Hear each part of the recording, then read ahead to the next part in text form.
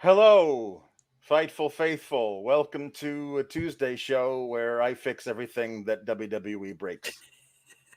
I'm Alex. This is Kate. How's it going, Kate? What do we do on Tuesdays? I forget.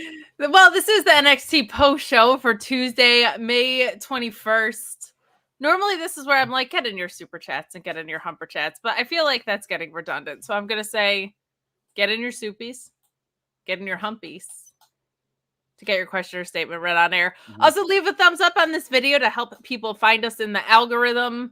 And yeah, subscribe to FightfulSelect.com.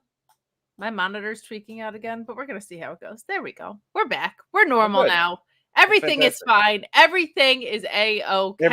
Everything is just fine, unlike the booking in Well, NXT. no. Then we go to our slogan here that everything sucks. But we, I guess, do have Corey Brennan, who has changed his mind several times about whether he was going to be here or not. He probably just didn't want to get called a coward, which is understandable because this was a double tape episode, which is where his cowardice began. But we'll bring Corey on. Hi, Corey, the coward. How are you? We can't hear you, dude. You're muted. We didn't even mute you. I know. There you I go. always forget to do this. It's fine.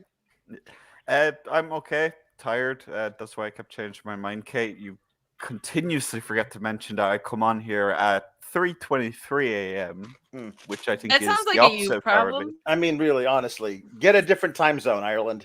Yeah, literally, just be in a different time zone. It's not my fault the UK has such a weird time zone.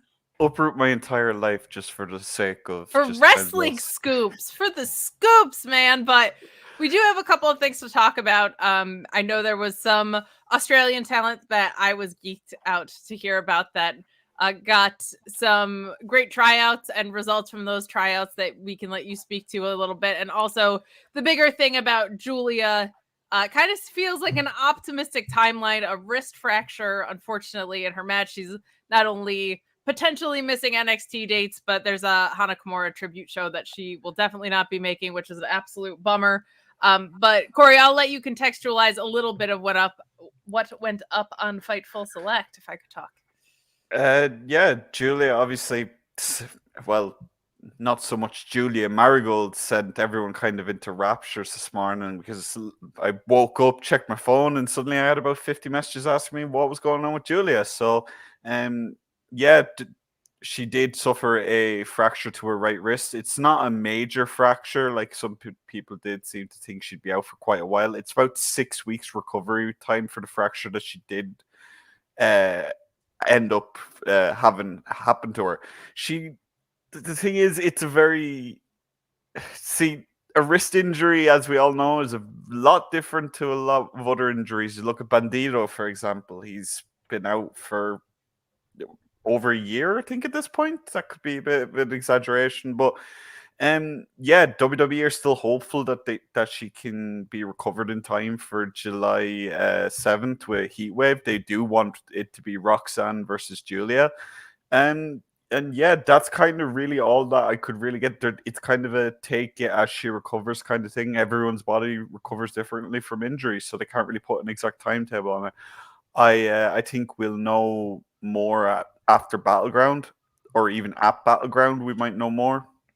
I don't think they'll wait too long to really show their cards with Julia.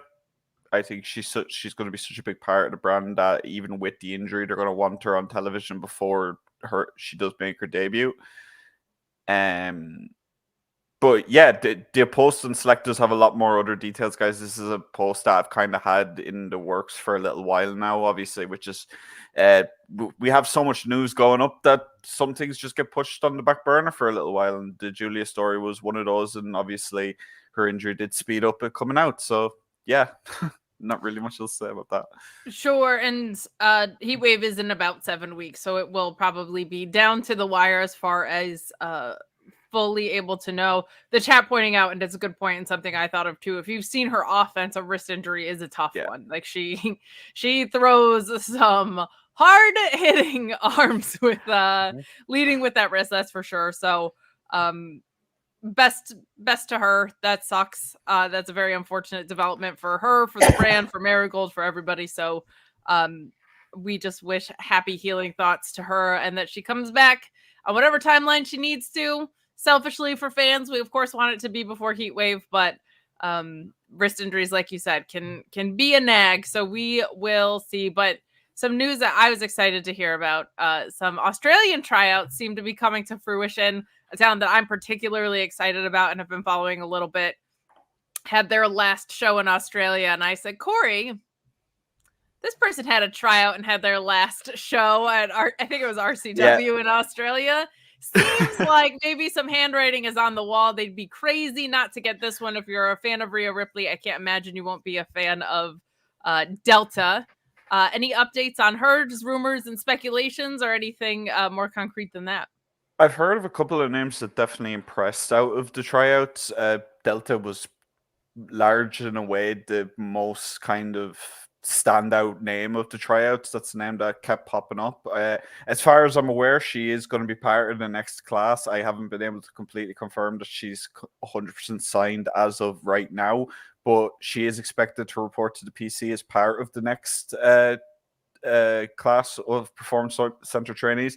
Obviously, as was mentioned in the Julia report, Julia will be the face of that class, the primary talent on it, but there will be several names from the Australian, and I've heard that there is going to be a couple of US-based indie names that will be reporting to the PC as well. I haven't been able to get any names in general, but it does seem like that class is going to be more independent, outside WWE talent rather than NIL athletes like the last few have been. There have been some outstanding talent, and I'm excited to see who else comes over from that Australian class. But if that is a scene you are sleeping on, you should not be. They're incredible. But Delta Brady, definitely one that you should be following at Delta Brady _. It doesn't take much to realize this woman is a star in the making. Just one look at her, and then you get to see her in action and you will be sold. I promise you that. So that's something that I was particularly geeked out about. I love Delta matches. Her match with Jessica Troy, another Aussie standout, worth checking out for sure. But Corey, anything else that you wanted to talk to us about today? Nothing really, guys. The only thing really that I do want to mention that's NXT related, I'm not sure when this will go up, but I will have an NXT Europe update at some point soon.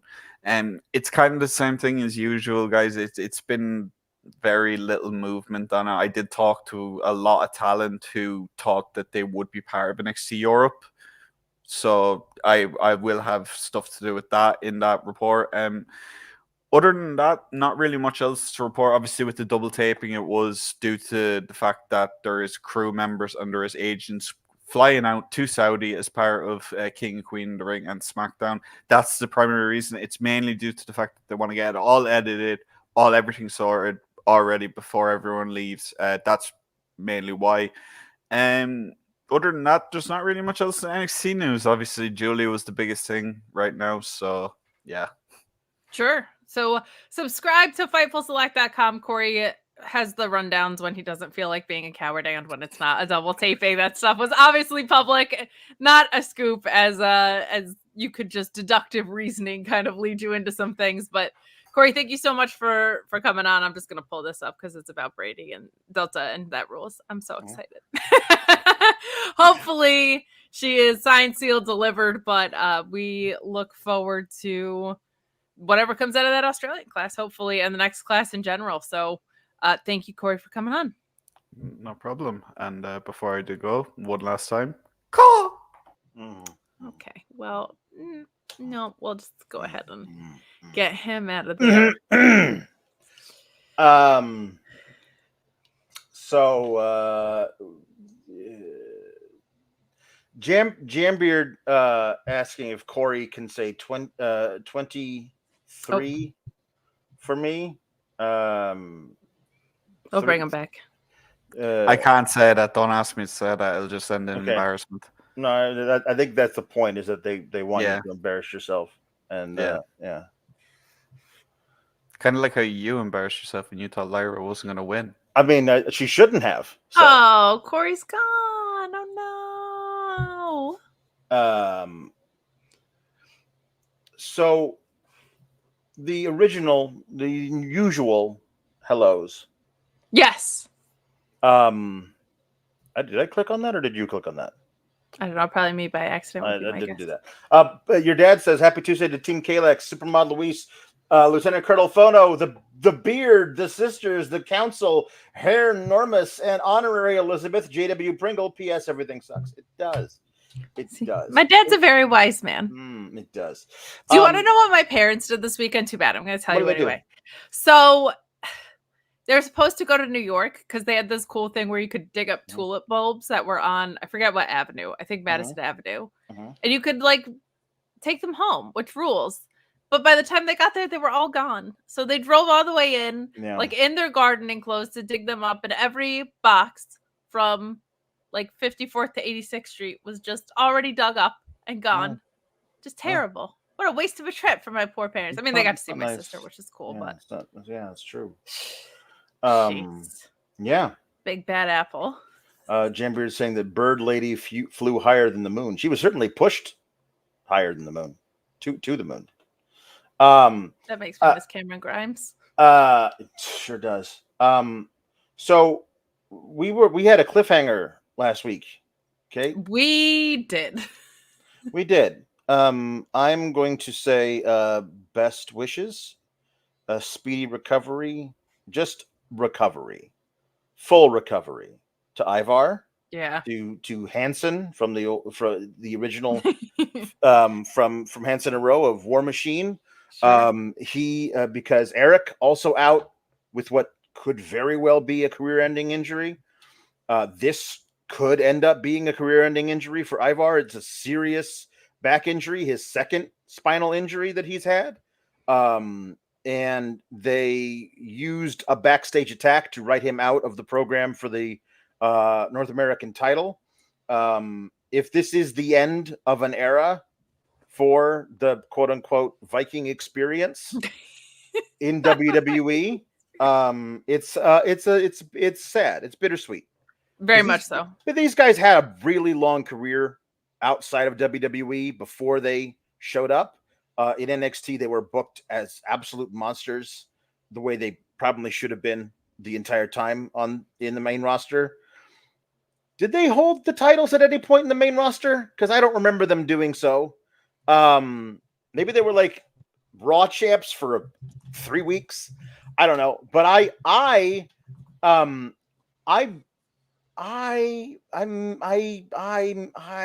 will miss them. Yeah, this is it.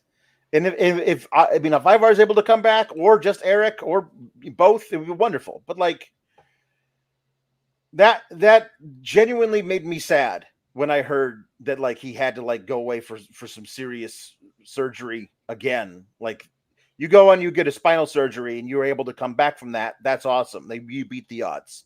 But then you re-injure your spine and you go for another spinal surgery. I mean, who knows? At this point, just you want to be able to walk around when you're 60. You know what I mean? So like so when I say a full recovery, I would love Hansen, the man, Ivar, to be able to play with his grand Viking babies. You know what I mean? Sure. Like I want that for him. If that's what I would like for him. If he wants to come back, if he feels like he's a full recovery, he wants to come back again, Godspeed. I would love to watch him do that. Maybe no more friggin' doom salts. Yeah. That's a lot of jarring of a big man. Like, you know, yeah, I fell off a chair the other day.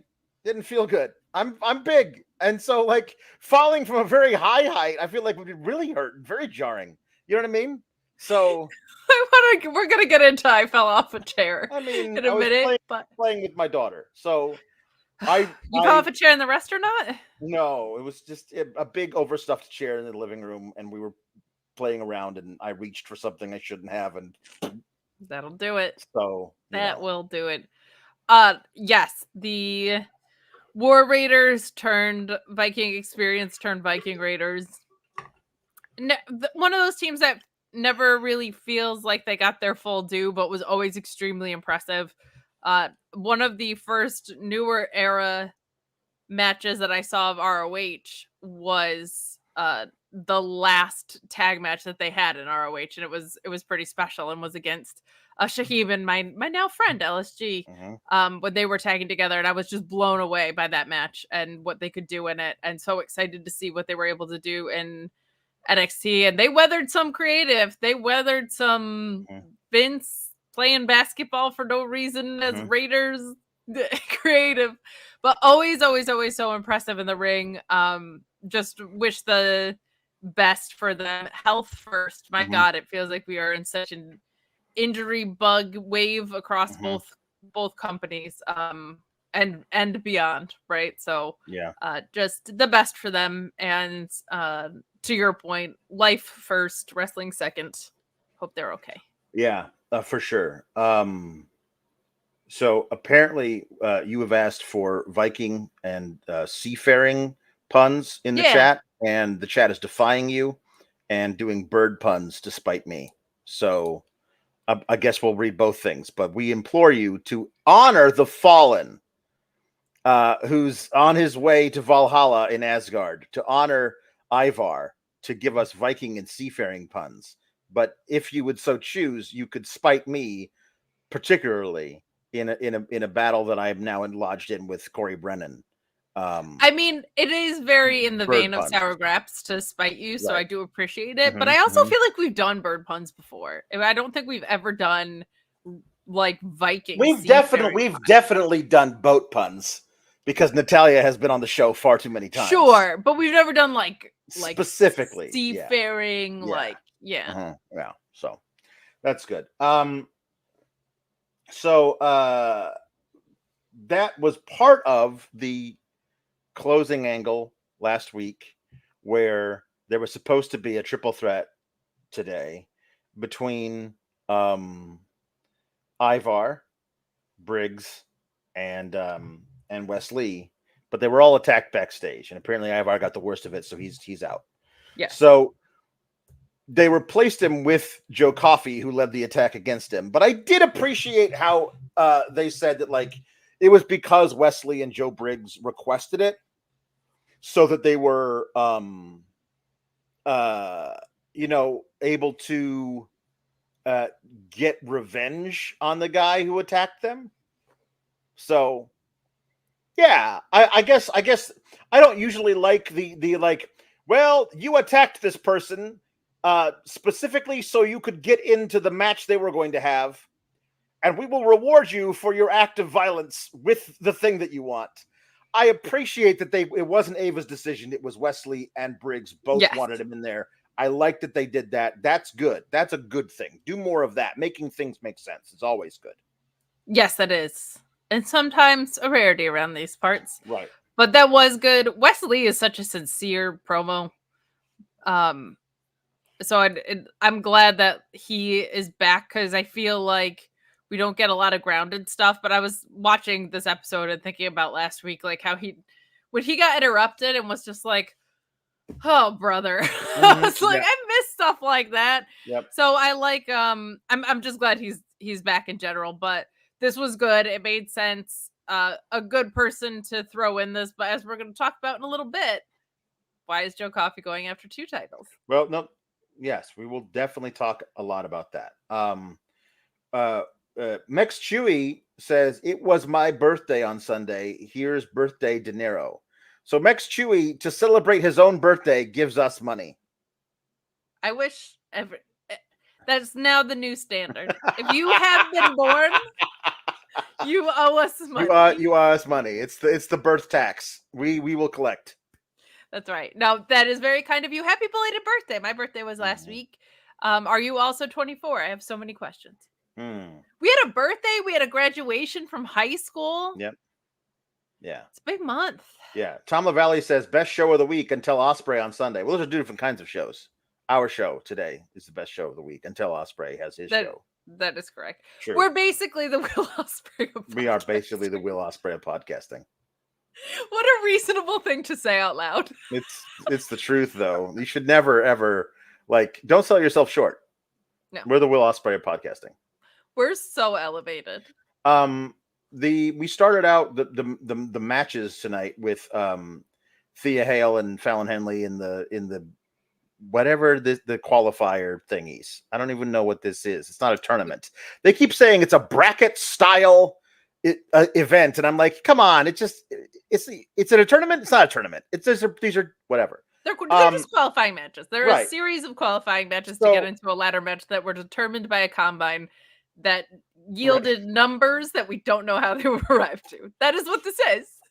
We got all of Chase U and Ridge Holland coming out to support Thea Hail at ringside.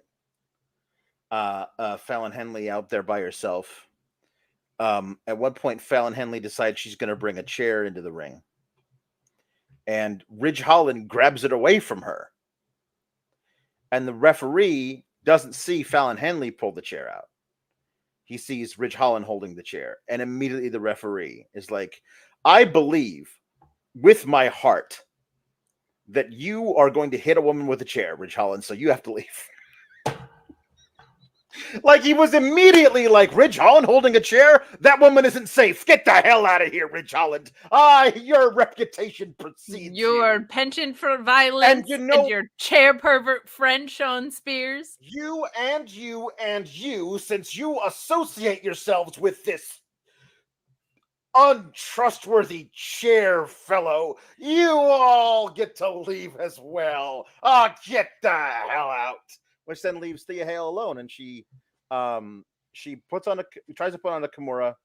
Fallon Henley has a really smart idea, which is to roll out of the ring and then smash her back into the barricade. And then Thea Hail looks up at her and screams. Yeah, she is enraged. She screams. And Fallon Henley gets into the ring first, and Thea Hail follows her, and Fallon Henley runs the ropes pretty fast. I don't know. Was that the best thing she was at the combine? Because she ran the ropes and then hit a Shining Wizard before Thea Hail could stand up. So she was the best. Won. She scored an check plus at Shining Wizardness. Yep. There was some good stuff in here. I liked Fallon with that like wrist lock arm bending thing that she had in the middle of it was really, really good. Sure. Thea's forearms were not the best of this. I think the camera angle also did not help that out at all. But this was a fun match, and they gave it time. They gave it like a full 10 minutes, which was good. But mostly this felt like it was... Also, I liked Thea Hail having Chase U gear. But it feels like this women's qualifying match was about Ridge Holland, and I just don't... I don't know why he's trying to get into the school. Yeah. Did he apply and not hear back? Was he waitlisted? Is he still friends with Sean Spears? He just went away to produce and not be on screen anymore. Sean Spears is just a producer now, not a wrestler anymore. Yeah, like what? I don't know. I love Sean Spears and I want to see him wrestle. So after the match, Jasmine Nix. Yes. Again, she's got extra letters where they shouldn't be and the wrong ones. So she comes in and attacks her. Attacks Thea Hail, beats her up. And then backstage, she says, congratulations to Fallon Henley. It's nice that you wised up and realized that you don't really need friends, which is why I deliberately let you win the match and then attacked her so you wouldn't think we're friends or whatever. Okay, cool. I guess Fallon Henley and Jasmine Nix aren't best friends now. I don't know how long JC Jen's gonna be out with her broken nose. But Fallon moving on, I don't have a problem with. I would say both of the women should be in the ladder match. Yeah. But they're doing some dumb stuff. Like they're doing a thing with all of Chase U right now. Like a thing is being done with them. It's not what I would do, and I think it's dumb and bad. But like Thea Hail will be on the show doing other things and not being a part. Thea Hail is very young, and I don't think, God, please, no. I don't think there's a danger of them calling up Chase U at any point in the near future. So like she will hold the North American women's title at some point. Almost certainly. She just won't be the first one to do it. So, you know what I mean? That makes sense. Yeah. Yeah, and she's someone who should be chasing anyway. Like, she should not win an inaugural belt, probably. She's super young. The fans love her. Her whole energy should be a chase for her first title win. Yeah. And I wouldn't be surprised if she goes after Julia too at some point. Like, there's a lot of things that could happen. I'm intrigued to see where Julia ends up as far as the heel face dynamic. I don't want her to be either. I just want her to rock people and let people decide how they feel about it. I want her to mess up both heels and faces and just let everyone in the audience decide how they feel about it. You know what I mean? I feel like it should be almost like how Gunther or Oba Femi is for the women's division. Yeah. I'm 100% with that. Yeah. Luis says that Fallon won the Muda scale of Shining Wizards, which he acknowledges is not a thing, but if it did, it would rule. Yeah. Thank you, Luis, for your comment. Later backstage, Ridge and Riley Osborne, Milesy Rousborne, one of the two Osbornes, or Bournes, or Miles, whatever. Evan Bourne. They are yelling at each other backstage about who's at fault, and Riley can't. He's like, he can't be trusted. It's because he held the chair. That's why we all got kicked out. And if we had been there, then Fallon wouldn't have been able to win clean, which is what she did. Right. Like, if she had cheated to win, maybe we would have been able to help Thea. Or if Jasmine Nix had attacked Thea during the match, you could say we would have prevented that from happening if we had been out there. But Thea just lost. She just lost. She tried her Kimura. Fallon Henley had a really good counter to it, and Fallon Henley ran the ropes fast enough to hit a Shining Wizard because Thea Hail was too slow getting back into the ring. None of that has anything to do with any member of Chase U besides Thea Hail. So Riley being pissed about all of this doesn't make a lot of sense. Ridge, and then Thea's like, no, don't fight. Everybody should be happy. And then and then Andre Chase being like, this is not how we're going to do it. We're going to settle things in the ring. And I guess that'll be next week. But then Riley walks away and Ridge is still there. And then Duke, who's been standing in the back, not saying anything, steps forward and goes, and then Andre Chase goes, Duke, not now, damn it. I think either Duke Hudson, the actual person who plays the part of Duke Hudson, has laryngitis, or it's a gag they're doing as a rib on Duke Hudson, who's one of the best talkers they have in the entire company, to not allow him to talk. Because this is the third week, I believe, in a row that Duke Hudson has been standing around in the back of the whole thing and not said a word. It's not a rib on Duke Hudson. It's a rib on me. Oh, yeah. I just want to hear Duke Hudson talk and watch him kick ass in the ring. He's really, really good, and they keep missing the boat on him. Yep. Mm-hmm. It's rude. He's such a natural talker, and he's so good. And at one point, he was the focal point of this whole thing. And then they were like, nah. And now he just walks around with the trophy. Like, come on, man. Mm-hmm.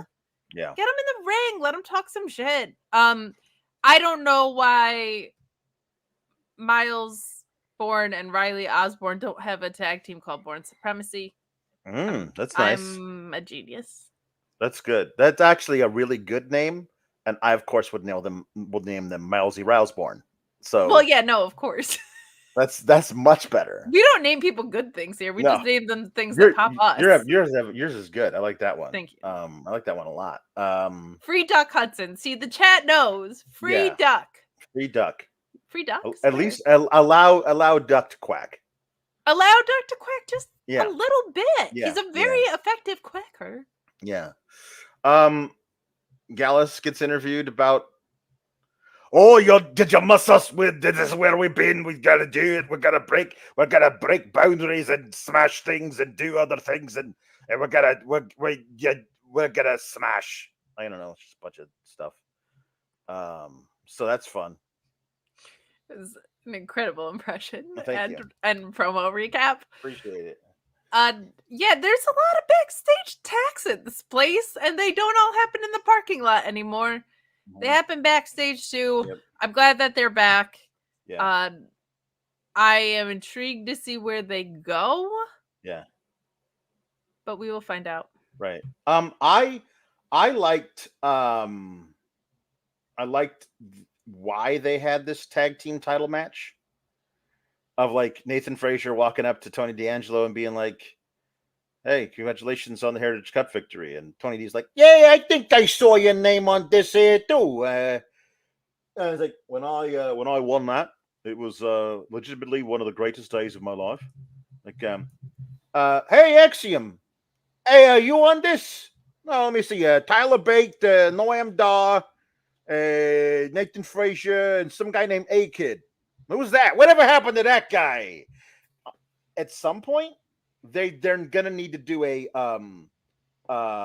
secret identity storyline where A-Kid is doing stuff and like Axiom shows up and no one ever sees them in the same place at the same time. If you're gonna keep this is like the 7th time they've made this joke since Axiom's been around. They made it a lot of times, especially when he was Goofy Axiom. Right. When he was like, ha, ha, ha, ha, ha. Yes, A-Kid was a Heritage Cup champ. And I think it'd be kind of fun. Like they did this thing where like, this guy can't be that good if the best name he could come up with is A-Kid. Am I right? And they all laugh, and then Axiom joins in a little too hard to like cover. It wasn't like a ha ha ha ha ha ha. I get what you're doing.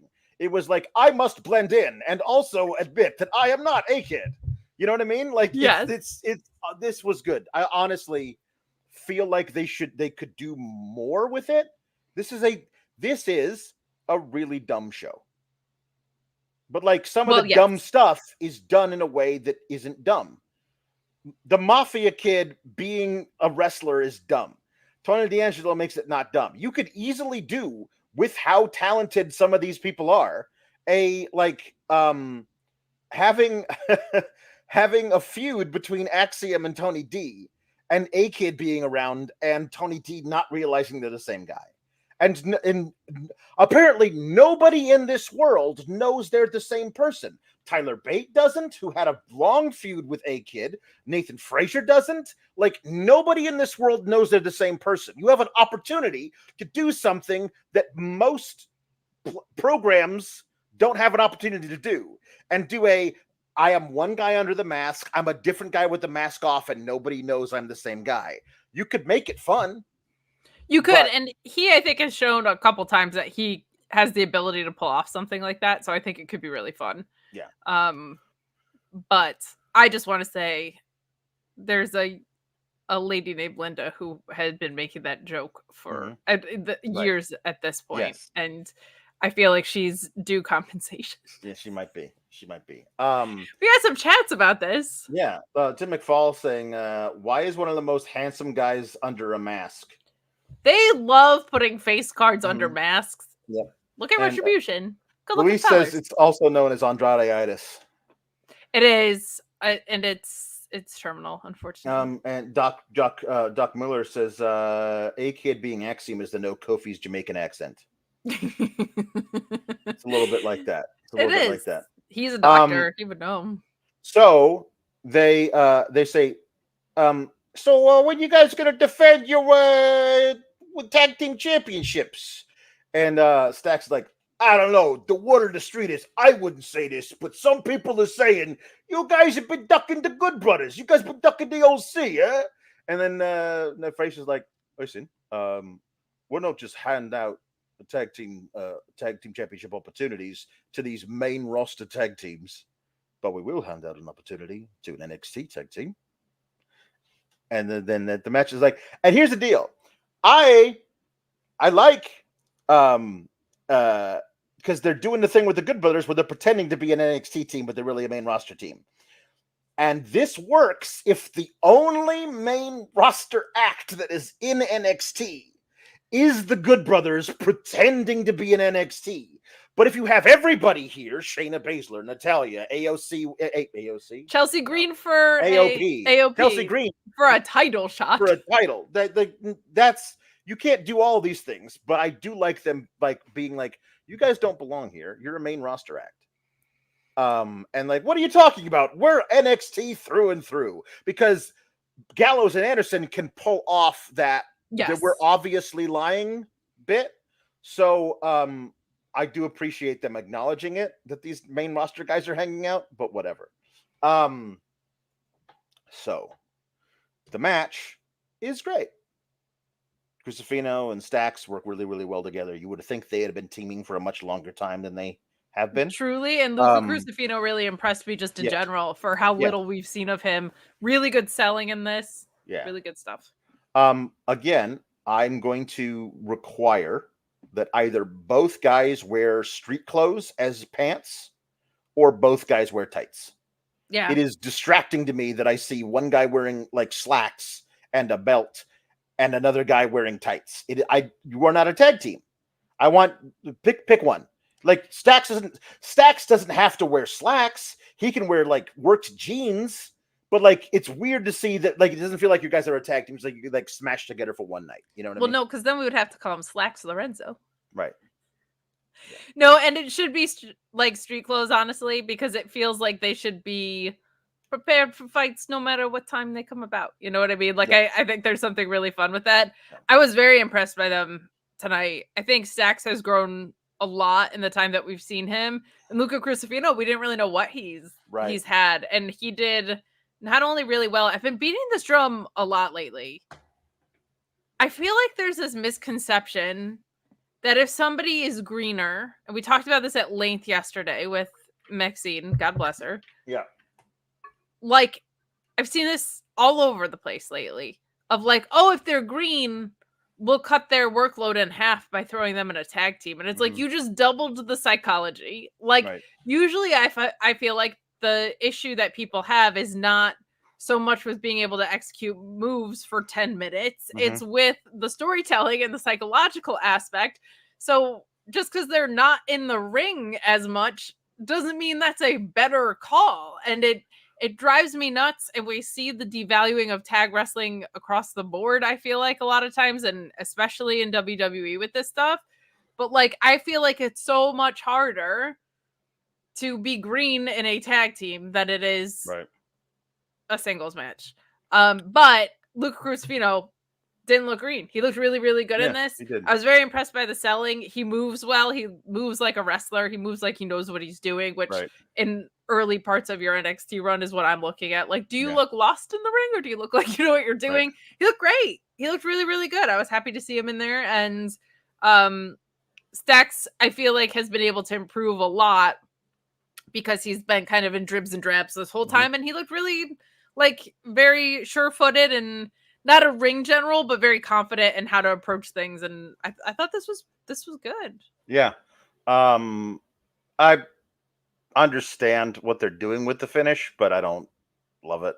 Yeah, I didn't love it either, but I also was kind of like, all right. Yeah, exactly. No quarter catch crew leaps over the barricade and attacks Tony D'Angelo.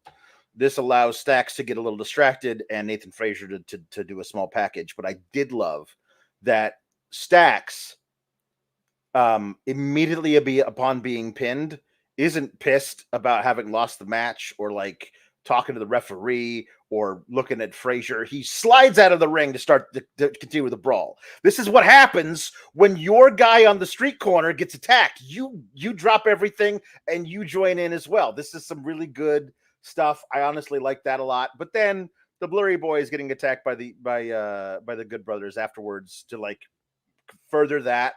That seems to be what we're getting at Battleground. Cool. Yes, this was crowded, but all made sense. I usually have this complaint about AEW when we get into gang wars mode over at AEW. Yeah. But it does feel like there is a lot going on when you do stories like this. But as long as it's clean and logical for me, then it's a matter of taste of something I don't like rather than does it make wrestling sense? Yes, it does. In NXT, that's a huge win. So we'll take it. But kind of not my favorite ending, but I get why they did it. And you're right, the reactions all around were really solid in this. This was good. This was solid stuff. Yeah. So did you see, I can't believe they didn't show this on the air. Did you see well, you didn't, because you're not allowed to be there. But on Twitter, I'm in scroll mode. I can still scroll. On Twitter, they showed they had a Robert Stone interview. I did see that. Did you see this? I did. Where he had his hair down. He had his hair down and he was wearing a leather jacket, and he appeared to be an entirely different kind of character than he has been for the past 5 years, in a suit with his hair pulled back in the little ponytail. It's a different guy. The long hair down and the leather jacket is not the Robert Stone. I was like, oh, so this is he's changed. He's turning over a new leaf. He's going to be a different kind of guy because the other guy didn't work. And he said in this thing, like, my career it has come to a standstill, and I realize the reason for it. It's because everybody I've been associating myself with has been a bunch of losers. And I was like, that's exactly what I've been saying. Been saying it for years. For years. So I thought he was gonna be like fighting, like, I'm open for business. I'm gonna find somebody new, and this person is going to be. And I was like, this is it. Like, you put him with somebody who needs a manager, who's great, who's got all kind. Keanu Carver, Tavion Heights, one of these big dudes Tavion that isn't with the company anymore, but yeah, he's not. Wasn't he? Really? I think no. Tavion Heights was not released. He was not a guy who was released, unless they released him like in the last week. He was not on the original list. I hope not, because he was really good. He's really great. There's a lot of people that aren't on TV that I get mixed up with. They're still here or not. He was not released. But Keanu Carver is the guy who was like, when I saw him in the breakout tournament, I was like, this guy's amazing. He's the right person. So yes, Luis confirming that Tavion was not released, which is good. But so I thought that was what we're getting, a brand new version of Robert Stone, and picking up like this guy who's like this dude who just needs the manager because he's got everything else. And somebody we've only seen that one time on TV. And all of a sudden, I would be willing to accept Robert Stone's actually a pretty good manager. He just has been managing absolute losers. But Keanu Carver's not a loser. And all of a sudden, you got something. So imagine my surprise after seeing this thing online where he shows up at NXT talking to Lexus King, his old self, with the hair pulled back in the ponytail, in the suit again, and he's talking to Lexus King, and I'm like, this is the same storyline you were in when you left. You said in the video that I saw online that, like, you were done with that. You got to move on. And so Lexus King is being like, why don't you manage me? I'm the top guy, the for real or whatever around here, because he's delusional. Sure. But he says over my dead body or whatever. And so Ava works out something where that he can have somebody who's going to be a possible client face Lexus King later in the night. So they do this, and Robert Stone brings out Dante Chen. And I have nothing against Dante Chen whatsoever. But I feel like we've done a lot of stop-starting with him. Correct. And I don't feel like I've seen him win a lot of matches. So immediately I was like, feels like the same kind of guy you would put with Stone before. You know what I mean? And again, I thought we were getting away from that and showing growth. So I missed it if they mentioned it. Dante Chen was the guy that Lexus King beat in Lexus King's first match. Yeah. Wouldn't that be a major talking point about you would think this match? Dante Chen faced Lexus King in Lexus King's first match here, and then name whatever friggin' pay-per-view that was, whatever play it was. So, like, if that's like, and then him getting his win back would be a part of it. Did they mention it? Like, because I gotta say something, they mentioned it. I saw somebody say they didn't mention it. I don't think they mentioned it. They did mention it. Well, here's the deal. If half of the people watching didn't see it, they didn't make a big enough deal out of it. And then people did mention it. Well, like, you'll make the whole thing about it. Like Dante Chen, we've seen him versus Lexus King before. Lexus King on, like, when he's beating a guy up in a rest hold, I already beat you once before. I'm going to beat you again. You know what I mean? They didn't do any of that. Lexus King is also the type of heel who would absolutely dine out on it. Right. Like, it's weird that they didn't do that. So my thing with this is, if they're going to give Dante Chen an actual push with this, good. If they're just going to give Robert Stone another person who's going to waffle around in the mid card, not great. I do appreciate that, like, that Von Wagner stuff was so stupid, but it was also extremely specific in the sense of humor that they were going for. Yeah. Whether they succeeded is in the eye of the beholder.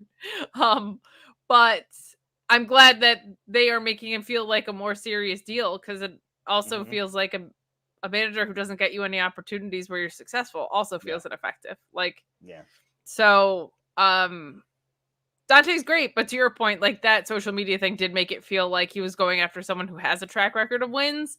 Right. And when they paired him with Lexus King, like, in the segment, I was like, I don't know if I hate that. Right. Like, I don't know if I think that that's all that bad of an idea.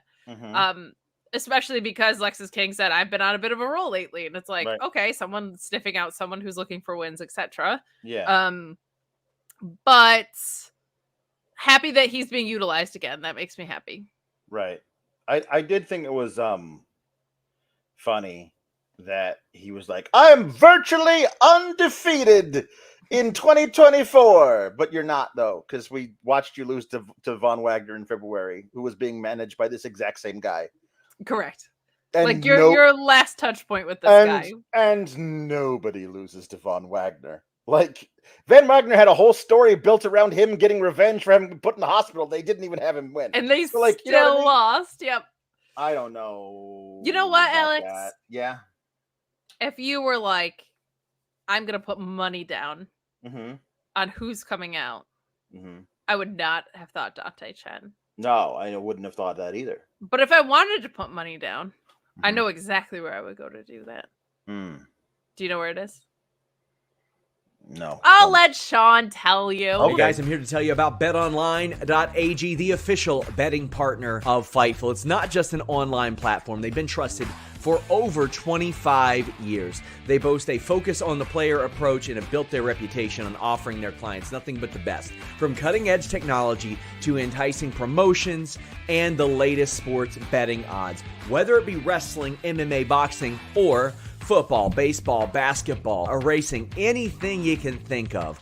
All major sporting events are covered by betonline.ag. Fast payouts, highest credit card acceptance industry-wide, safe and secure online environments, and their live betting feature allows you to bet on your favorites weekly and easily and in real time. betonline.ag. That's where we're going at Fightful. That's where we suggest you go as well. That's where we get all of our odds at. betonline.ag. Only bet what you can, and please bet responsibly. Just saying. We want to put the money down. Right. That's where you go to bet. That's where that's where you should go. You would do it online. If you're going to do it. AG. Yeah. So. Yeah. So Dante Chen is able to get the victory on Lexus King. He is. He looked good. He did. It was nice to see. Yeah. I don't know what we're doing with Lexus King these days, Alex. I don't know, man. He's like I sent thing to you and Luis in the group chat. For the longest time, there's been a little, if NXT is on, there's like a little banner that comes up if you want to click on it to watch it. And for the longest time, the people they had a bunch of people on it. For the longest time, it was Braun Breaker, Carmelo Hayes, Wesley, Tyler Bate, Tiffany Stratton, all these people on it who are now, almost all of them, no longer a part of NXT. So just this week, they updated it. And they've got Sol Ruka on there, which is cool to see. Roxanne, Tony D, Trick, Wesley still on there. He's the only one who's back, and Lexus King. So like, Lexus King, what? No Oba Femi, which is the worst possible thing. Like, I mean, honestly, what are we doing? No Oba Femi. I don't even know what to. It should just be Oba Femi and nobody else, because that guy makes me want to tune in. Mm-hmm. But Lexus King, I felt like I was like, oh man, this guy's gonna be champion sooner than later, of some sort of champion. The way that he was brought in, the vignettes they gave him, the way he was pushed initially, and now he just seems like he's a pin taker in the mid card. So I don't know. I don't know. Yeah. So. They were like, we put all of our resources for you into your slidey throne. Yes, it's true. I like Dante Chen. I like his story. The sad part about it, like, you know, the thing that this is now from like 2 years ago. You like he sadness. debuted a long time ago. He had his first ever victory, first ever match on NXT, won it, and then got injured while training. His dad watched his first match, and then while he was injured, his dad passed away. So his dad never even got to see a second match. And so he dedicated everything to his dad after that. And all they did was have him come out and get beat the hell up by Duke Hudson, who was being a mean guy at the time. And they haven't done, like, they. Where is my precious Duke Hudson now? I don't know. But carrying around an MVP trophy, not allowed to talk. But go ahead. Vic Joseph described Dante Chen as a stalwart of NXT level up. And I feel like, I don't know, that doesn't feel like a really nice thing to say about somebody. But no. All you do is wrestle matches on the developmental show, and you've been in the building for like 3 years. Yeah, and he like didn't need it. It's just because they didn't know what to do with him. But yeah, he's the best single A baseball player we have is like not the compliment that they were trying to make it out to be. And I also don't feel like there was any reason for him to go to level up. Like, he's really, really good. No, true.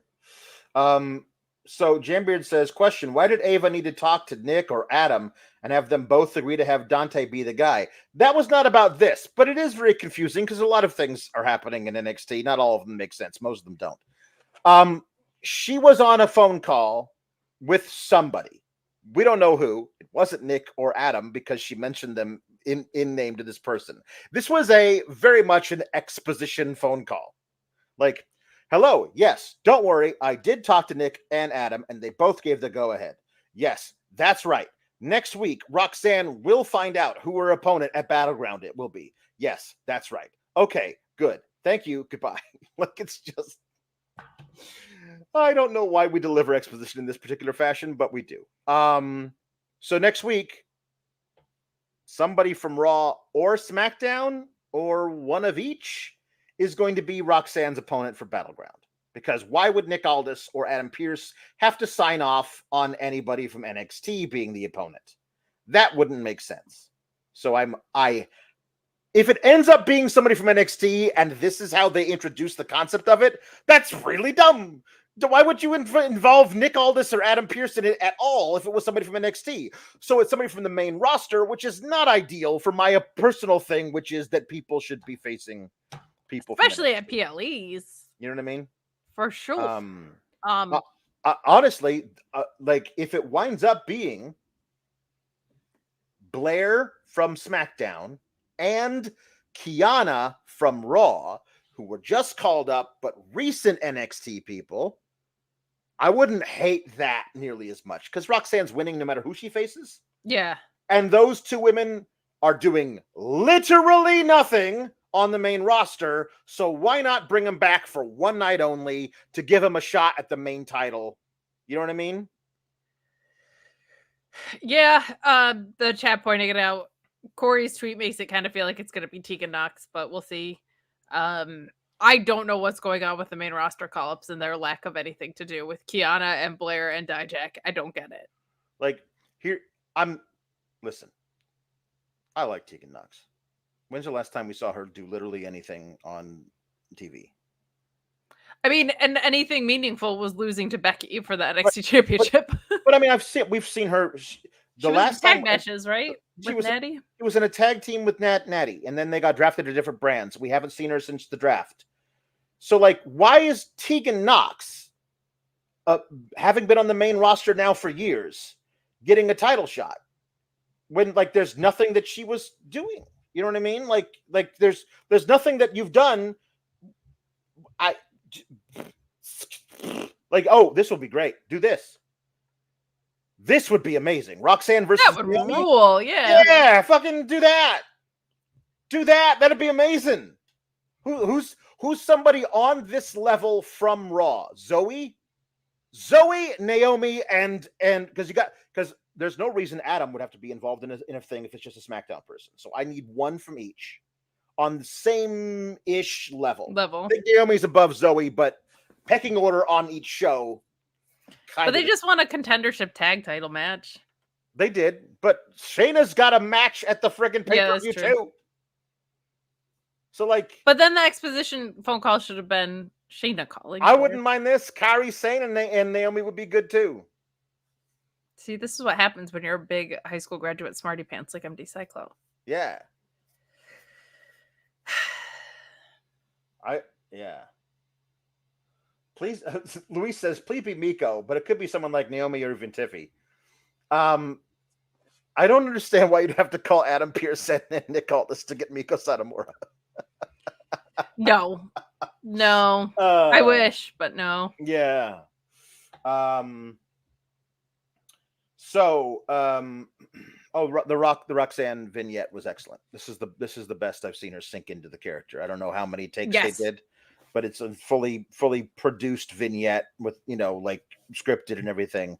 But, like, she fully sank into it in one of the takes that they did. But, like, it worked. So, like, now that if we can get her to feel as natural talking with a mic in the ring, then I feel like we're getting somewhere seriously with this heel thing.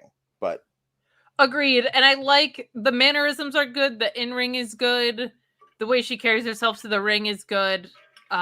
If we can get her to cut some more organically heel promos. So much of it is that this wasn't in WWE heel cadence. Like, she sounded like a person, but this was really good. And might be the most effective segment I've seen her have on the mic, heel or face, honestly. Because she wasn't like she was very, very easy to root for, but she wasn't lighting up the mic with babyface promos. Mm-hmm. So I liked this. Mm-hmm. It's good stuff. Yeah.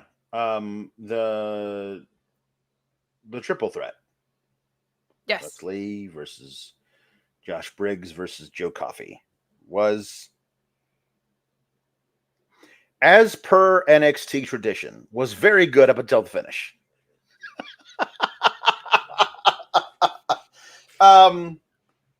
So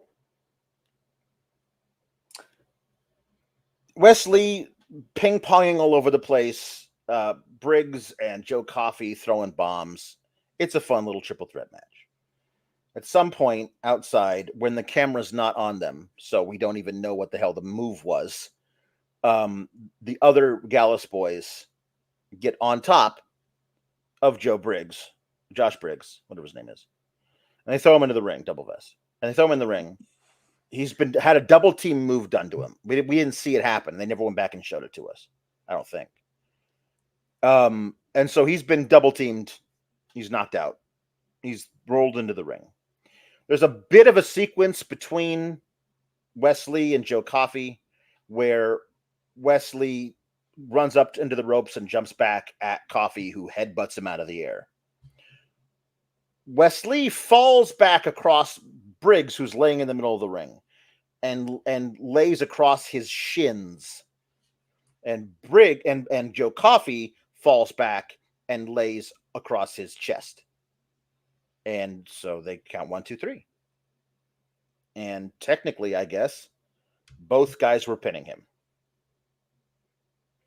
When they say that you've pinned somebody, what part of your body do they say is on the mat? Shoulders down. Shoulders. Yeah. I think if you pin a guy's heels to the mat and he sits up, you didn't pin him. No. Wesley did not win this match. I'm going to straight up say it. The way that they booked the finish, Wesley didn't pin anybody.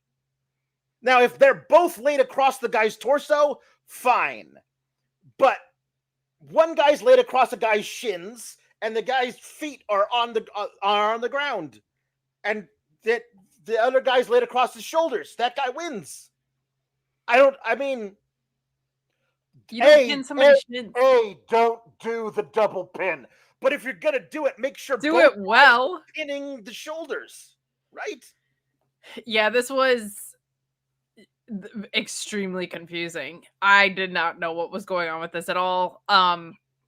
Pinning someone's shin, this is not how you win a wrestling match. Like, it never has been, never will be, unless somebody submits because their shins are so pinned and they also are paralyzed in the shoulders.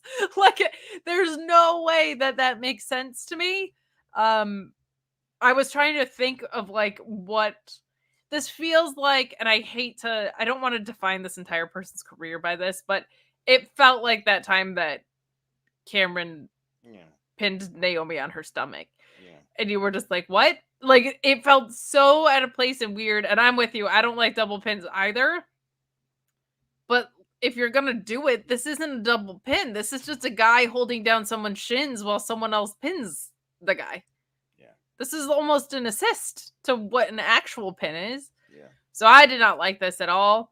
The match up until this point was really good. I cannot believe how much Wesley does not have ring rust. He did not miss a step. This guy is so good. Well, he doesn't have any ring rust. He's been working with or Wesley or Joe Coffey, did you say? Wesley. Okay. I was like, Joe Coffey doesn't have any ring rust. No. He's been working with The Rock now for several months. Like, he's been sequestered at Rock's compound. Yeah, he was kidnapped to Dwayne's compound and forced to make him not be gassed out after delivering one people's elbow. That's but right. Alex, if you have issues with your own finish, like maybe it arrives too soon. Yeah. Can kind of like underwhelm your crowd. Yeah. There is something that can help you out. Yeah. Is your sex life stuck in developmental? Well, get ready for a call up with BlueChew.com and the code FIGHTFUL. Same active ingredients as Viagra and Cialis, but how about this? No awkward in-person visits, no trips to the pharmacy. It's shipped straight to your door in a discreet package. But let me tell you, your package is not going to be discreet when you use Blue Chew, and the code FIGHTFUL helps give you that confidence, that performance to take you straight to the main event, if you know what I'm saying. When approved online by one of our physicians, it just arrives straight to your door. You're not going to have people nosing around with what you're doing, and right now you get your first shipment free when you use the code FIGHTFUL. Go straight to the top, if you know what I mean. Memorable performance, high spot, whatever other innuendos you can think of, BlueChew.com and the code FIGHTFUL. That was a good segue. Thank you. I was really proud of that one. So, by the way, Oba Femi sitting at commentary was good. He doesn't need to speak much. He doesn't need to be on commentary. He's like, he's just like, yes, this is good. They are making each other hurt, and so then I will beat them easier. Like, yeah, that was good. He was at one point, he goes like, every shot in the corner just makes it easier for me, or something to that effect. Yeah. Wait, why is everybody doing free duck in the? I don't know. I love it though. I'm with you. Free duck. Hashtag free duck. So we get Ava watching in her office. By the way, Ava with a very 90s fit tonight. Very 90s fit. We did see shades of Twitter Ava. A little bit. Yeah, we got some of it. Like the bulky jean jacket and the Doc Martens was most of the girls I dated in high school wore this fit. You know what I mean? Grunge Ava, hell yeah. Let's go. Yeah. Anyway, so Oba comes in and he's like, Oba, listen. He says, who am I going to fight at Battleground? And she goes, I watch the film as much as I possibly can, over and over again. There's no way that we no way for me to slice it other than this. At Battleground, you will face Joe Coffey and Wesley in a triple threat match because they both won. And he goes, and he leaves. He's not angry. You know what I mean? This is the thing. Here's the deal. I think that maybe we have they don't know what to do with Oba. Because the last time he defended his title, it was in a triple threat match. And he's doing it again. I don't know if they feel like they can't get a believable match where he's facing one guy. But like that he can't be in peril, you mean? Yeah, like that he would just smash anybody. So let him smash. And that is my point. Let him smash people. Like he doesn't have to. Like, why do we have to like stack the odds against him every time he defends the title? So like, I listen. I'm going to solve this problem later when we figure out what the problem is. But I don't. There's other things they could have done instead. So I agree. I also wonder if this was supposed to be a one-on-one until Wesley was able to come back, and then they were like, "He's going to move on to other stuff, but let's clear this piece of the story out." Right. And yeah, Tim McFowle taking the words out of my mouth right there. Maybe they don't want Wes taking the pin on the way out. But I'm excited for the combination of dudes. I just am also. Let's just see Oba Femi smash people. If you don't want Wesley is taking a pin from Oba Femi at some point. If you don't want it yet, you want to save that for Heatwave, do what I booked last week, which is the Gallus boys get involved and Joe Coffey gets the pin on Josh Briggs tonight. And then you have Joe Coffey versus Oba Femi, and along the way to Battleground, you have Coffey beating up people, winning matches in tune-up matches. It's been a long time since I've had a singles match, so I've asked Ava to give me people I could beat up, and so he beats these level up guys in 2 minutes, less than that, over the next couple of weeks. So he looks like an absolute, like he's a real threat, and Oba smashes him because that's what Oba should do to guys. Like Joe Coffey throws his biggest bombs at this guy, and it doesn't matter because it's Oba Femi. And so when we finally get to Wesley versus Oba Femi, there's like, what chance does little Wesley have? And he gives Oba Femi a really good long match that he comes this close to winning. Because you've built up the guy who already got smashed by him, all of a sudden, all of that doubt going into the match plays into the match. Come on. Just do it. Anyway, so we got another qualifier with a backstage segment before where Edris Enofe simply cannot understand how the rabbit's foot did not help him get victory last week. Must have been the Black Cats or the Morgan Mirror. We're such bad luck. I'm cursed. And Brinley is oblivious to everything, using Edris's body to help her stretch as he just sits there catatonic. They say, "Don't worry." He said, "What is it? You guys gonna be out there with me?" No, I don't think that's a good idea. With the bad luck and everything. So we'll just stay back here. And then they don't, and then she loses. So they come out to like halfway down the ramp anyway, and then Jada beats her clean. Jada Parker beats Brinley Reece. Favorite move, right? It's the butt in the face. The butt to the face. Mm-hmm. What a maneuver! No one can kick out of the butt to the face. It's like a hip check, but less effective, but also finishes matches. Yeah. Brinley Reece is really funny. Like her timing's really, really good with this. It does feel like Thea Hail's older sister still so much. So I would like to see some differentiation, but her just ignoring them was really funny to me. I don't know. This gimmick has a ceiling on it for sure. And why did they come after Why did they come down the ramp? I guess they just thought maybe she needs us. I don't know. Maybe because OTM is out there.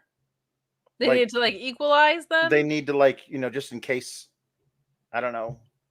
I don't know. If you sincerely think you're bad luck, you send other people down there to help out maybe that's whatever, what you do. right? You should do that. You should do that instead. But anyway, I like Jaida Parker a lot. I just don't like her finisher.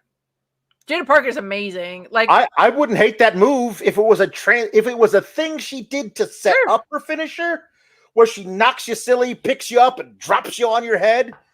Yeah, do that. But as a finisher, that's a no. I'm with you 100% on that. As an impact move, sure. As a finisher, no. Yeah. She is great. Her whole presence is just fantastic. So, she is the strongest part of Out in the Mud, I feel like, right now. Oh, for sure. By a lot. So it's going to be interesting to see where they go with that, especially now that Scripps has exited the picture. Cheap plug. You can watch his interview with Sean. So it feels like she's just ahead of them, and it feels like the act suffers from it, in my opinion. Yeah. Part of that is a lack of reps, and that this tag team division is kind of messy right now. But she has just so much of this already down. It's really impressive how new she is to NXT and how much she gets the overall picture of how professional wrestling is supposed to work. Quite frankly, yeah. So we got another Wendy Choo thing. She was snoring in the first one. In the second one, she was snoring. She was snoring, and then her alarm went off. And in this one, we picked up from her alarm going off, and then we didn't see her exactly. We just saw the back of her in the onesie getting up, putting on little fluffy cow slippers and walking. And then that left. So next week we're going to see those little fluffy cow slippers walk down the stairs into the kitchen and pour herself a bowl of cereal. And then the next one we're going to see her brushing her teeth. And then the next, how many of these do you have to do to let us know it's Wendy Choo? Oh, in 3 years from now, it's going to be a huge debut. Yeah, I'm just excited. I'm just excited that she's going to be back soon. I'm very excited. I hope the implication is that she was asleep the entire time she was injured. I really hope that I woke up from my nap. That's what she should say. From over a year ago at this point, right? Yeah. So yes, this is moving at a glacial pace to your point, but hopefully at the pay-per-view. She's someone that could face Roxanne if Julia can't go. Right. Just immediately walk in. That would be good. So, I feel like I'm about to get lectured. Trick Williams comes out. He's like, so last week we saw Noam Dar hit out in the back and he hurt his leg. I don't know how else I can say it. This was not me. And I was like, yeah, it wasn't you. It was Gallus, right? Wasn't the implication that Gallus is taking out everybody backstage because they want to send a message to everybody? And he's like, it wasn't me and it wasn't Javon Evans. I don't know who took out Noam Dar. I think we're all supposed to know. Aren't we all supposed to know? I think we figured it out. Yeah. And I thought to myself, they're not running two concurrent backstage whodunit attack angles on the same episode where we saw Gallus take out the North American title contenders. Was it not also them? It was a different person who. Oh, thank God it's not. Because out comes a Joe because wait, hold on. So the rest of Meta 4 comes out. The Meta 3 come out, and right here. And you're not apparently you weren't on the show. They haven't recruited you yet. So because Lash hasn't fully left the group. But Lash is like, how can you think it's Jakara Jackson or Omensa? How can you think that it is indeed Trick Williams? It can't be him. And they're like, "What are you talking about? How do you know it's not him?" And then out walks Joe Coffey. Joe Gallus, as they call it. His name is Joe Gallus. Joe Gallus. Joe Gallus. This is now all of a sudden now it's in my head. It's that scene from My Cousin Vinny. Oh, no. Not Jerry Callow. Jerry Gallo. Not Jerry Gallo. Jerry Callow. Callo. Not Jerry Gallo. That'd be crazy. He's dead. So now it's Joe Gallus. Galls. Us. Whatever.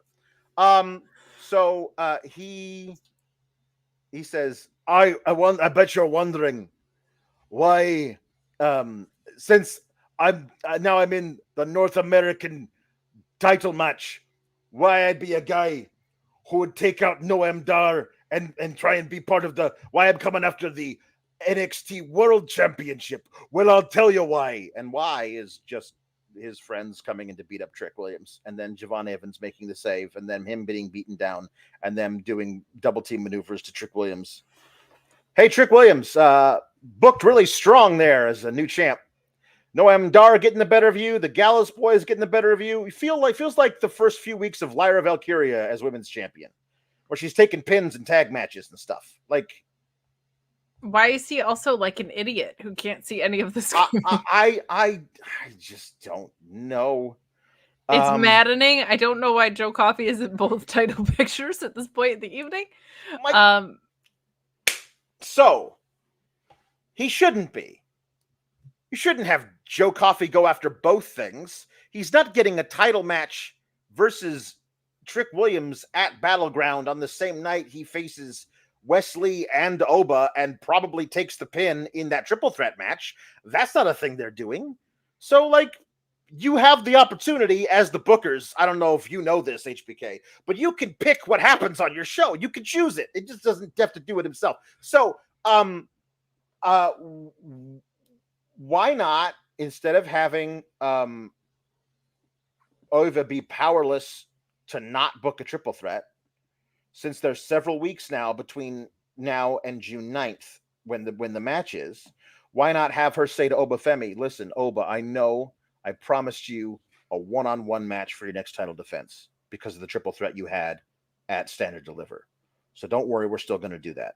Next week, it's going to be Wesley versus Joe Coffey, one-on-one for the right to challenge you at Battleground, and this time there must be one winner, so it's going to be no disqualification.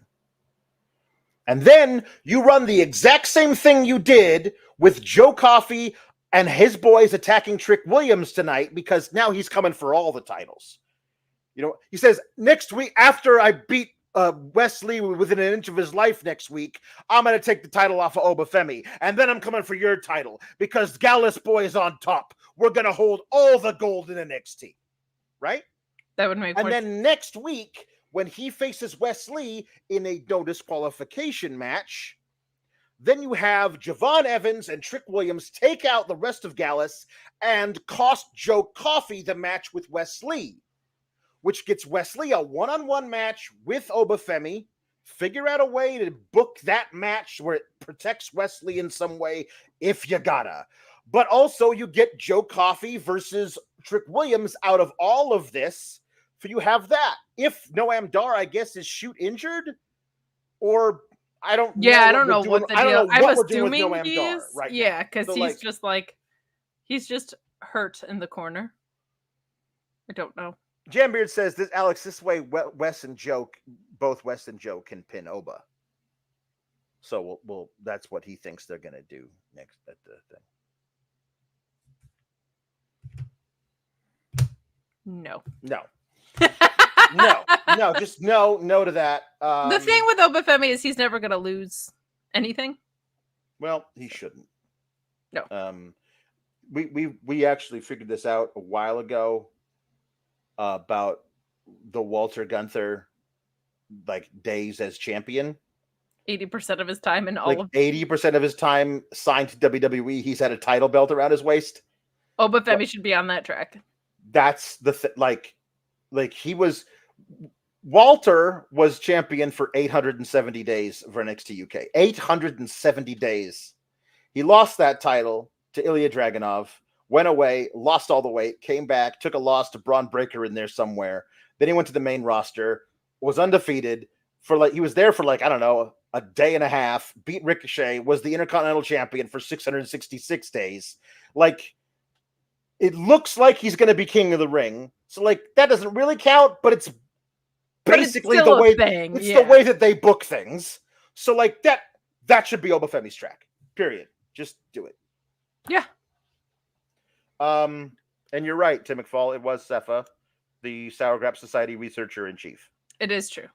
Chief in research. There you go. Oba defends his belt in a Royal Rumble from the one spot. Perfect. And he might lose it. No, he doesn't. I want him to defend it in the Elimination Chamber and pin everybody in it. That's what I want him to do. I like this Royal Rumble idea, and then he has a match later, and he loses the match later because he won the Royal Rumble that happened Could be a mere 12 minutes earlier. Could be. I mean, he wouldn't eliminate 29 guys, but he'd eliminate 19.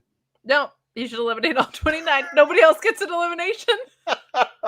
Just every time they come to the ring, he just throws them out. Nobody makes any progress. Sepha, you're not researching anything now. We're talking about how you were the head researcher for Sour Grap Society. We're talking about your official position here at the Sour Grap Society. You have researched in the past many things, including how many days Walter has been champion. / Gunther. So we got a tag team main event. I did not think this was I thought for sure it was going to be the whatever they did with the double pin thing, but I guess they had to figure that out later in the episode, so it couldn't go on last. Hey, this has nothing to do with anything, but I need to say it. Yeah. Where's Gigi Dolan?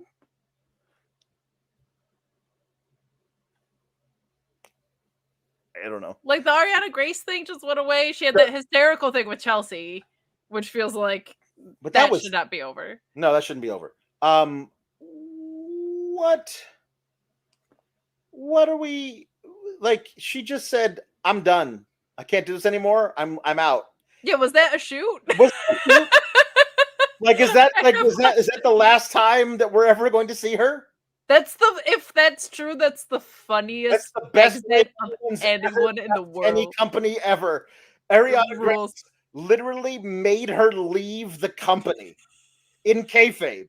She quit the company because she couldn't stand to be around Ariana Grace anymore. That would be very funny. That would be extremely funny, and honestly is the best way to put over Ariana Grace on your way out. I'm just so confused. I am also confused. We can talk. It was just the only other women's wrestling thing was now, so I thought I'd bring it up. So Natalya and Carmen Petrovich have a backstage thing where they're super cute together. The boat. Oh, you're so sweet. Oh, the boat and the sword. I like that a lot. See, that's good. See, we should have been doing nautical seafaring puns. I was right the whole time. The boat and the sword is a really great name for a tag team. Sword. Yeah, I like that. It's also a really great name. They probably call it a ship if they were going to be doing some kind of naval epic, Master and Commander. Oh, the ship and the sword. The ship and the sword. That's some good stuff. Anyway, the boat and the sword are backstage, and they're talking. Here it is. The ship and the sword, or, ready for this? The boat and the blade. Oh! Yeah, the boat and the blade. Count it. The boat and the blade. So the boat and the blade are backstage, and Natalya has really taught me so much, and she is the boat after all, and so she's really taught me everything, and made me feel so confident in myself, and really with her at my side, I don't think how we can lose. Oh, you're so sweet. But Carmen really sells herself short, and it's just this weird. I'm gonna put you over. No, you put me over, bestie. Yeah. It's got a little weird. Mm-hmm. The only besties I know are the Cease twins. Yeah. That's good. Anyway, we see also Shayna Baszler and Lola Vice backstage. Listen, but we with our MMA background, they really don't stand a chance here. But you leave the dancing back here. Let's do that. We're cage fighters. Let's act like it. And says, "Oh, don't worry, I'm gonna tear him apart." But again, this is what she says and how she says it. But I am a Latina. I'm like, okay, fine. I guess you are. I don't think that's actually, you're saying a lie at that point. I feel like you should be a little less Elektra Lopez and a little more. But I guess it's the dichotomy that makes it work, I suppose. The secret sauce, if you will. But I like Shayna being like, you're dancing too much and not fighting enough. And so that is the story of the match that they have. Yes. It was really fun. It was fun. But like, I just wish NXT Shayna Baszler was also main roster Shayna Baszler. Oh my God, I know. Watching this the whole time, I was like, this is, because it doesn't feel like NXT and main roster Shayna Baszler. It feels like this is Shayna Baszler. And then they main rostered her or whatever. Yeah. My goodness. If this is leading to Lola versus Shayna, I will be very happy. Well, it is. It is. They're doing it. They said they're doing it at Battleground in an underground match. Oh, sick. Okay. I didn't catch that. Yeah. That rules. And I'm excited for it, especially in an underground match. That should rule. The underground matches have been good. Yeah. Like, they really, really have. Ever since, like, Dijak and Eddie Thorpe, I think, was the first one that they brought back. The women's ones have been great. So I'm looking forward to that. And I liked what we got in this too. I'm with you. Like, Shayna she's just different. Yeah, she really is. I want her to have like the all-timer run that I know her ceiling is. Cause man, she's fun to watch and stuff like this. Yeah. Yeah, the there is a difference. Like, I think that we have to accept that there's not a lot of continuity from what happens on the main roster to NXT. And so, like, Shayna winning a fatal 4-way for the number 1 contenderships for the women's tag team championships last night, and doing it in brutal fashion, like choking out people and everything. And then coming down and being like, I'm not quite able to cancel out the martial arts ability of Carmen Petrovich, who's had 12 matches in her career. It just doesn't feel like it actually quite correlates. But it is what it is. We can't really do anything about it. But it is Lola Vice's shaking her butt instead of doing anything that kind of ruins everything, because she, instead of just stepping through and doing a sharpshooter on Natalya, she decides to pause and shake her butt. And that allows Natalya the time to counteract it and get the best of it. Shayna gets tossed outside by Carmen Petrovich again. Just got to accept it. And then Lola takes a heart attack and gets pinned by Carmen Petrovich. So Carmen Petrovich gets her win back, kind of, because that was the whole thing started between Carmen and Lola. And then Shayna helping up Lola, being like, yeah, this sucks, but maybe if you listen to me. And then Lola kicks her in the head. And then I thought that was it. I thought the kick in the head and Shayna selling it like she did was the end of the episode. That's what I thought too. I started setting up. There you go. And then Lola comes up she stands on the apron, shaking her butt. And then you see from behind her, Shayna just stand up like Michael Myers. And she strides up behind her, puts her in the kidder for her clutch, drags her back into the ring, and puts her and holds her down. And the referees have to come in and separate them. And they're fighting on the outside. And Ava comes out in her 90s look, and she's like, all right, you ladies. You want to fight? We're going to fight. You're going to do it, though, at Battleground. And Shayna's like, grabs the microphone and says, no, we're going to do it. an NXT Underground match. And they fight some more. I like how you fight. It's not that different than how you run. I missed that because I started setting up for this here podcast. Yeah. This is how we're gonna fight. I'm gonna fight you. Underground, and then underground is like this because the ground's above us. That's awesome. Okay, I saw the kick in the head and then came in here and hooked up my laptop and stuff. That is awesome. I look forward to that very much. Good job, Ava. We appreciate it. Your 90s outfit, making great decisions today. Yes. All around. Yeah, in the chat saying Ava gave us some Twitter Ava. We're starting to see more and more of it. Makes me happy. But that match will rule. Yeah. That might be what I'm looking forward to most on the card. Yeah. Considering we don't know what the hell. Listen, I reserve the right, depending if they pick the right two ladies to face Roxanne to look forward to that. Of course. Yeah. But Oba should smash both guys in that triple threat. And yes, we don't even know who Trick's facing. We're assuming no Amdar since Joe Coffey's not doing double duty. I'd hope so. Like, I would think and yeah. hope so. Jambeard says they should be tonight was the Boat and the Blade versus Clutch and Dance. Clutch and Dance is tough.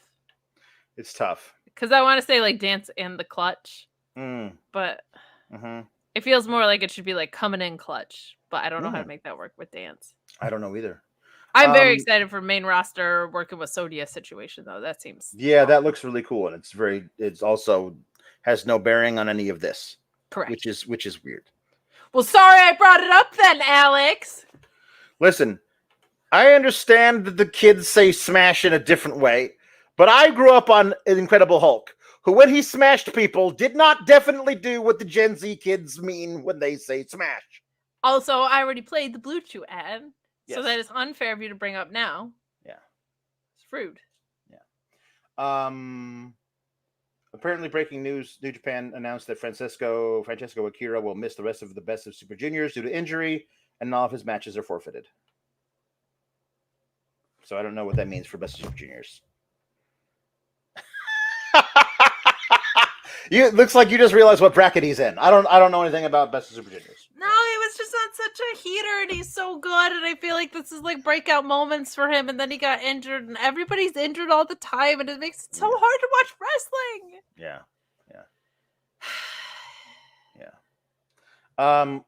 Will Chisholm asks, with WWE going to Japan soon, would they have done something with Julia at one of the shows? I don't know if they would have had her have a match before she got injured, but they probably would have had her come out and do something. Probably a thing. They probably have had her do a thing. I don't know like what the relationship with Marigold is, but I don't know. Okay. So Viking War Machine boat seafaring puns to honor Ivar and Eric. Also bird puns, despite me. Also a dance pun. Maybe there's in there because of Lola. Here we go. Meat Norma says, "'Twas a busy night at Meat Calisil. Don't think I'll watch NXT, but wanted to say hi to the Skull Grap Society." Get it? Skull? Viking thing.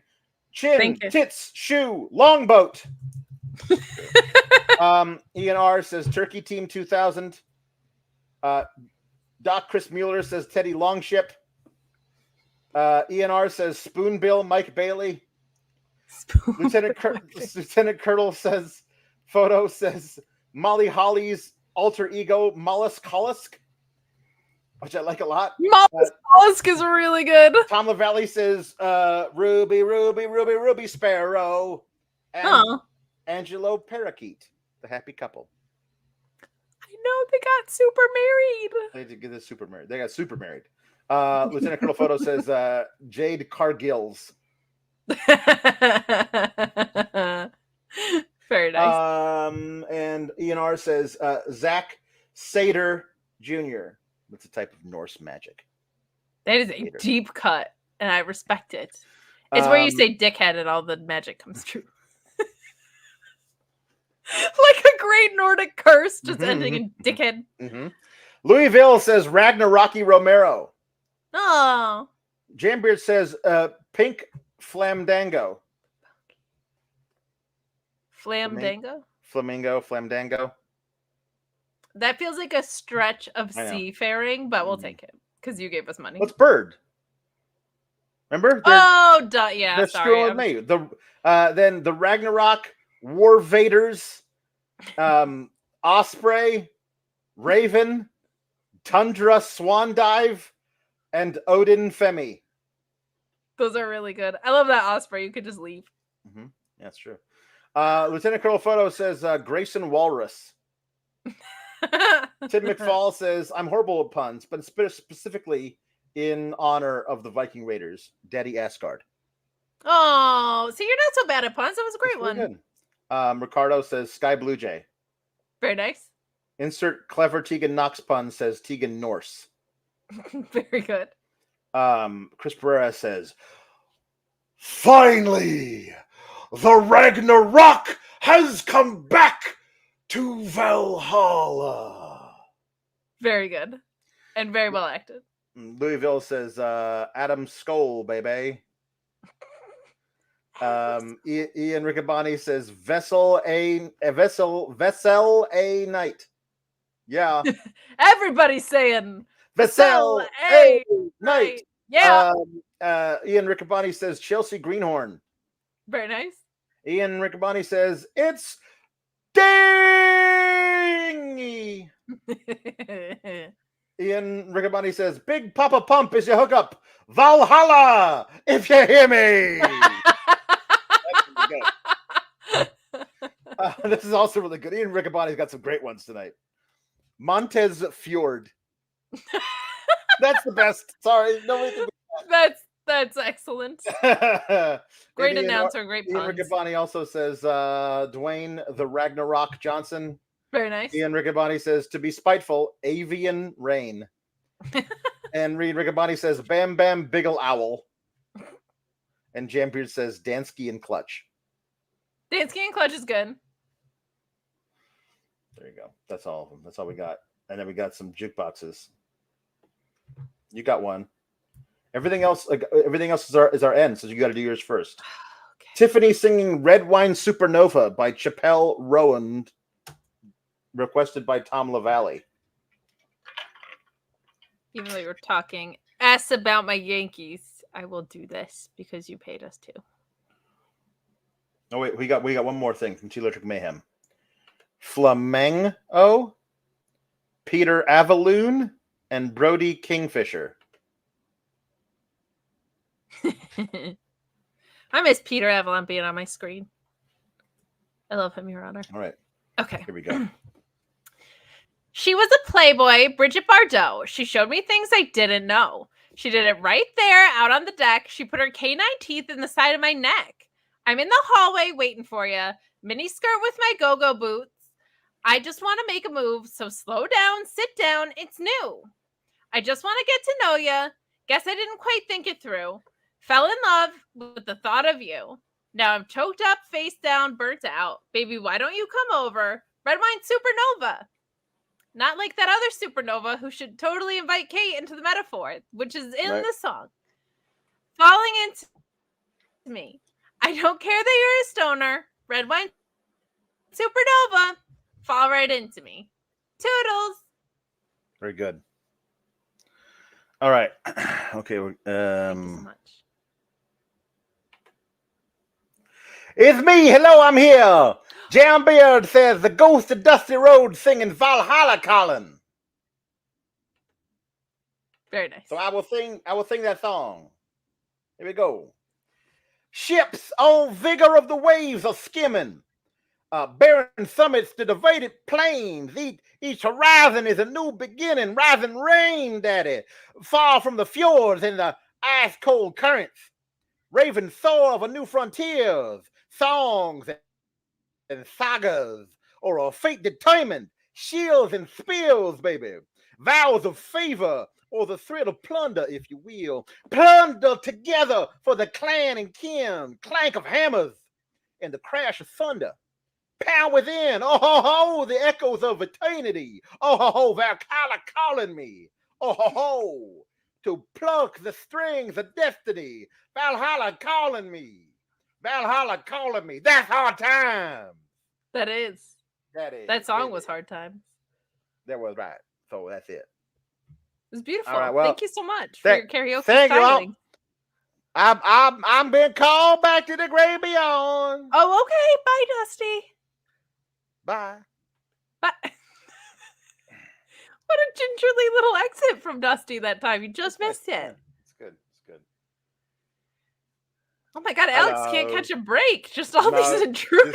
I've got to be other things. So right. So Champion says Ricky Rainbow just sing "I Am Like a Bird" by He's Nelly here. Furtado. I remember this song. You're beautiful, that's for sure. You'll never ever fade. You're lovely, but it's not for sure that I will ever change. And though my love is rare, though my love is true, I am like a bird, I'll only fly away. I don't know where my soul is. I don't know where my home is. And baby, all I need for you to do is I'm like a bird, I'll only fly away. I don't know where my soul is. I don't know where my home is. All I need for you to know is your faith in me brings me to tears, oh.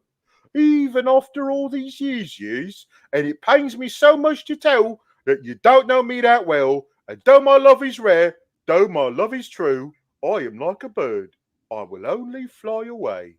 I don't know where my soul is. I don't know where my home is. And baby, all I need for you to know is I am like a bird, I'll only fly away. I don't know where my soul is. I don't know where my home is. And baby, all I need for you to know is thank you. Thank you. This is the most sober Ricky has ever sounded. Are you sober, Ricky? Or is the most sober you are just like... Never. Never, not once. Tom Lavallee wants Ricky Rainbow to sing the Immigrant Song by Led Zeppelin. I also want that so bad.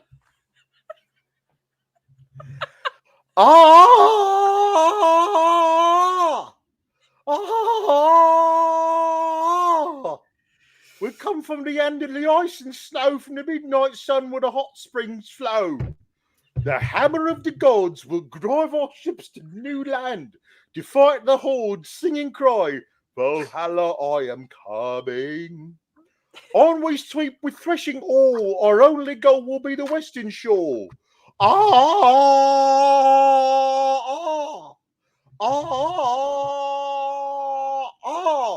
We come from the end of the ice and snow, from the midnight sun where the hot springs flow. How soft your fields are green can whisper tales of gore. How we calm the tides of war. We are your overlords. On we sweep with threshing oar. Our only goal will be the western shore. So now you better stop and rebuild all your ruins, for peace and trust can win the day, despite of all your losing. Ooh, ooh, ooh. Ah! Thank you. That was so beautiful. You're such a passionate performer. I feel like we don't always get to see that side of you, but today we did, and it makes me happy. Ricky hitting them notes, says Emily. Right. And then she also said, I'm so happy the show isn't for normal people. Look, there are so many normal review shows. I do some of them, which is egregious. I know. But do any of them have Ricky and Rainbow on them? No, they don't. Not a single one. They can't book this. No. I won't go on any other shows. I've been asked. Everyone's calling me up saying, will you please come on my podcast? I'm like, no. I only go on with Kate. That's really sweet, and I appreciate your loyalty, and it's reciprocated because I won't let anybody with rainbow hair on here that is not you. That's right. No, you shouldn't. No. because there would be gimmick infringement. This isn't a gimmick. This is real. Okay. This is the end of the show, and therefore I will say the last line of the show, which is "Keep cool, gabagoo." Toodles.